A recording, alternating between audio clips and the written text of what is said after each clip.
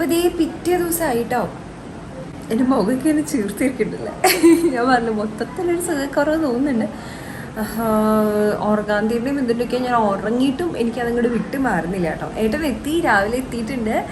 ഇപ്പോൾ നമ്മൾ കെല്ല് പോവാണ്. കെല്ലിൽ ഈ മുക്കുട്ടിയുടെ മുടിയൊന്ന് വെട്ടിക്കണം. അതിൻ്റെ മുഖം തന്നെ കാണാനില്ല, ഇത്രയുള്ളൂ മുക്കുട്ടിയുടെ മുഖം.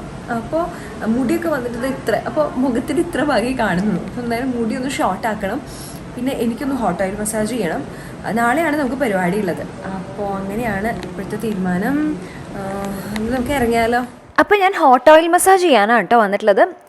എനിക്ക് ഏറ്റവും ഇഷ്ടപ്പെട്ടിട്ടുള്ള ഒരു ട്രീറ്റ്മെൻറ്റ്, അതല്ലെങ്കിൽ മുടിക്ക് വേണ്ടി ഞാൻ ചെയ്യുന്ന ആകെ ഒരു ട്രീറ്റ്മെൻറ്റ് എന്ന് പറയുന്നത് ഹോട്ട് ഓയിൽ മസാജാണ്. അതൊന്നാമത് നല്ല മസാജ് കിട്ടുമ്പോൾ ബ്ലഡ് സർക്കുലേഷനും കൂടുകയും അപ്പോൾ നമ്മുടെ മുടിക്കും സ്കാൽപ്പിനൊക്കെ ഒരുപാട് നല്ലതാണ്. ലൈക്ക് ബെനിഫിറ്റ്സ് വളരെ അധികമാണ്. അതിൻ്റെ ഒപ്പം തന്നെ അവർ മുടി അവസാനം സെറ്റ് ചെയ്ത് തരും. അപ്പോൾ പിറ്റേ ദിവസത്തെ ഫംഗ്ഷൻ നമ്മൾ പ്രത്യേകമായിട്ട് ചെയ്യണമെന്നില്ല. ഇതിപ്പോൾ ഞാൻ പാലക്കാടിലെ കെല്ലിലാണ് കേട്ടോ വന്നിട്ടുള്ളത്. അപ്പം ഇവരുടെ ഹോട്ട് ഓയിൽ മസാജിന് എന്തോ 750 ആ ഒരു റേറ്റാണ് ഉള്ളത്. ഇപ്പോൾ ചിലപ്പോൾ മാറിയിട്ടും ഉണ്ടാവും, ചിലപ്പോൾ കൂടാനും വഴിയുണ്ട്. ആ സമയത്ത് ഒരു 750 ആയിരുന്നു ഉണ്ടായിരുന്നത്. അപ്പോൾ നമുക്ക് അവർ നന്നായിട്ട് ഓയിൽ അപ്ലൈ ചെയ്ത് കുറച്ച് ചൂട് കൊടുക്കാൻ അപ്ലൈ ചെയ്ത് നന്നായി മസാജ് ചെയ്ത് തരും. ഒരു 15 to 20 മിനിറ്റ്സ്. ലവ് ഫെയിമിൽ പോയിക്കഴിഞ്ഞാൽ തൃശ്ശൂർ ലവ് ഫെയിമിൽ ഒരു 20 മിനിറ്റ്സോളം ഉണ്ടാവാറുണ്ട്.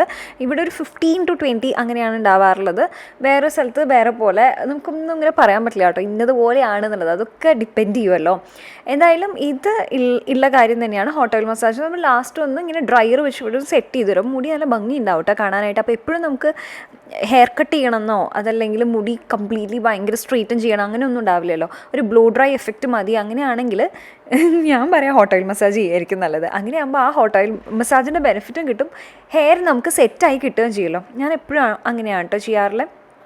പിന്നെ എന്താണെന്ന് വെച്ചാൽ ഏത് പാർലറിലാണെങ്കിലും അവരിങ്ങനെ സിറം അല്ലെങ്കിൽ ഹീറ്റ് പ്രൊട്ടക്റ്റിംഗ് സ്പ്രേ അതൊന്നും യൂസ് ചെയ്തിട്ടല്ല ബ്ലോ ഡ്രൈ ഒന്നും ചെയ്തു തരാം. അവർ ഡയറക്റ്റ്ലി കുളി കഴിഞ്ഞാൽ അങ്ങനെ ആണ് ചെയ്തു തരാം.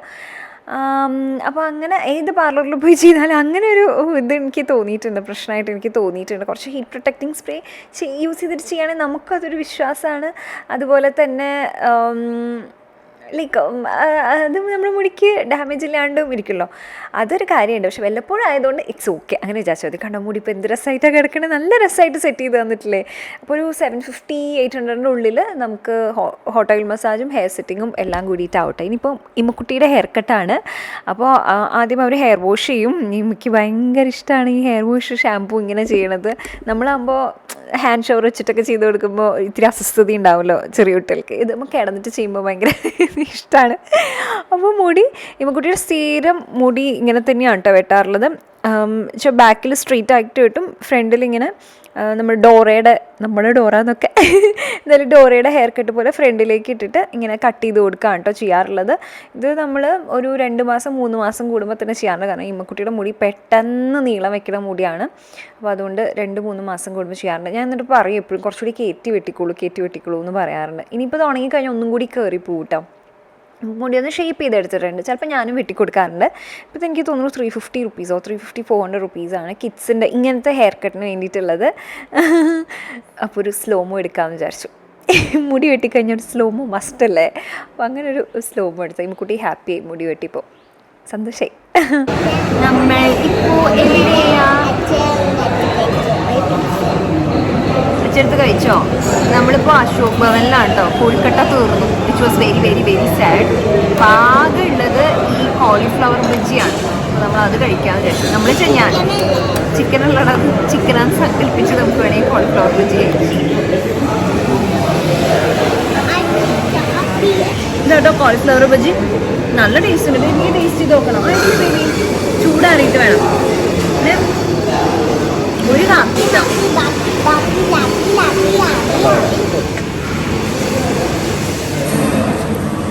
സാമ്പാർ വേണം, ഏറ്റവും സ്പെഷ്യൽ.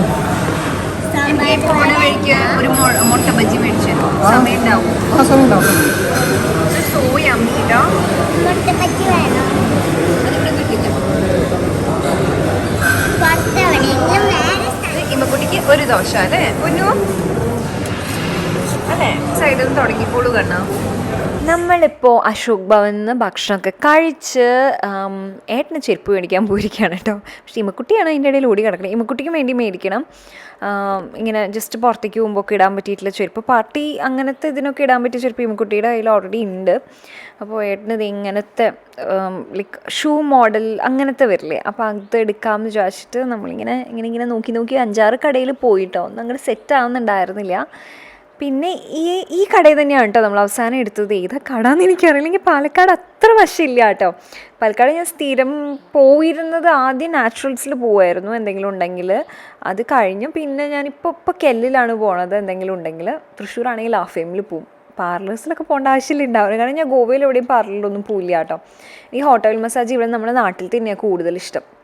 അതല്ലാണെങ്കിൽ പാലക്കാട് ഭയങ്കര ഒരുപാട് സ്ഥലങ്ങളും കടകളും ഒന്നും എനിക്കറിയില്ല. പിന്നെ കല്യാൺ ജയലക്ഷ്മി നമ്മുടെ വീട്ടിൽ നിന്ന് എല്ലാവരും കൂടി ഷോപ്പിങ്ങും അങ്ങനെയൊക്കെ പോവില്ലേ, അങ്ങനെയൊക്കെ പോകുന്നുള്ളതല്ലാണ്ട് വലിയ വശമില്ല. ഇനി പതുക്കെ നമുക്ക് പാലക്കാട് എക്സ്പ്ലോർ ചെയ്യാം കേട്ടോ. നമ്മളിങ്ങനെ ഡിസ്കസ് ചെയ്യാം ഏത് ചെരുപ്പ് മേടിക്കണം, എന്ത് ചെയ്യണം. നാളെയല്ലേ ഇപ്പോൾ ഫങ്ഷൻ.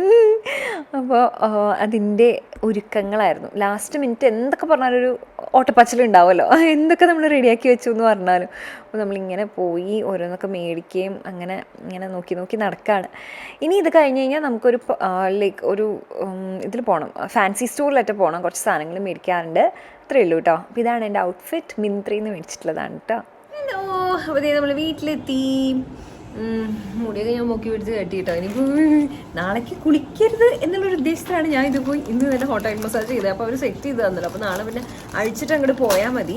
അപ്പോൾ ഞാൻ എന്തൊക്കെയാണ് മേടിച്ചതെന്നുള്ളത് കാണിച്ചു തരാം.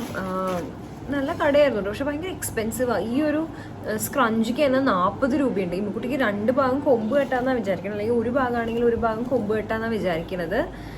അപ്പം ഇങ്ങനെ 2 സ്ക്രഞ്ചി മേടിച്ചു. ഇതിന് എത്രയാണ് 140 രൂപ വെച്ച്. എല്ലാ കാര്യമാണ് നിങ്ങൾ എന്താ വെച്ചാൽ എനിക്ക് ചോക്കർ ഇട്ടിട്ട് വലുതാണെങ്കിൽ വലുത് വെച്ചാൽ ഭയങ്കര ഓവറായിട്ട് തോന്നുകയാണെങ്കിൽ ഈ മാല ഇങ്ങനെ ഇടാലോ വിചാരിച്ചു.